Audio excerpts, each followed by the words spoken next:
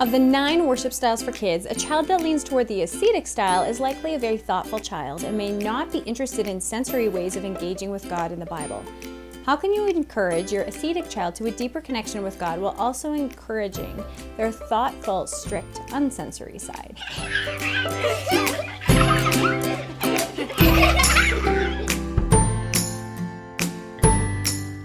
A few months ago, we did a family foot washing ceremony to help our boys connect with what Jesus did at the Last Supper. One of our boys did not want to participate.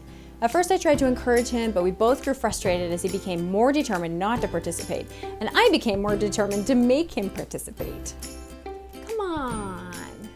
Eventually, my husband gave me a very gentle head shake. No. So I released him from participating and his little face brightened. He watched keenly, but he had no desire to wash or be washed. What would have happened if I had forced him to participate? He would probably have resented the experience and the teaching and would be more reluctant to join anything in the future. I've always approached this child's faith almost like I would approach a wild animal, with caution and with great gentleness and patience. I do this because he becomes very skittish around the sensory activities that my other boys love.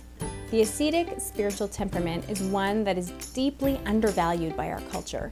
The ascetic values silence, solitude, and lack of sensory stimulation. That's essentially the opposite of our culture of distractedness and noise. Whereas a sensate child loves to touch and hear and see beauty, the ascetic child finds it painful or annoying and it pulls her away from God instead of towards Him. An ascetic child will be a child that has no problem with being alone or being quiet. In fact, they might get distracted by lots of sensory input or become frustrated by noise. This child might also be very obedient to the point where he creates strict rules for himself to follow. An ascetic child values simplicity and discipline as they learn to worship and connect with God.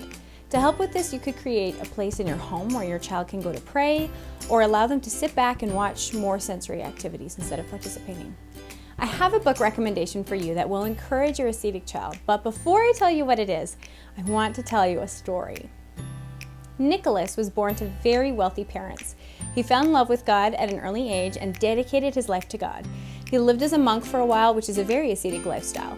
Monks take vows of poverty and celibacy, and Nicholas wanted those things. He didn't want to be rich. Unfortunately for him, his parents died and left him with a lot of money. But he didn't want it, so he gave away his money to the poor. Not only did he give away his money and possessions to the needy, but he did it in secret. Later, Nicholas would become the bishop of his city, a very important man who was very devoted to God and to serving the poor. Even though Nicholas lived almost 1700 years ago, we remember him every year, but now he's called St. Nicholas. St. Nicholas, sometimes known as Santa Claus, is a great reminder that we can live a dedicated ascetic life and still be a huge blessing to those around us and love God and love others.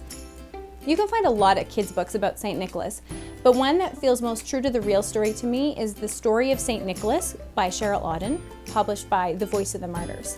You can ask your local Christian bookstore to bring in The Story of St. Nicholas, but I'll also leave an Amazon link below. This video was specifically about the ascetic worship style, but did you know there are actually 9 worship styles for kids? I have a downloadable quiz that you can take which will help you determine which of the 9 worship styles your child leans toward. The link is in the video description, so go grab it. If you enjoyed this video, make sure you subscribe on YouTube or like my Facebook page so you'll get notifications when new videos are up.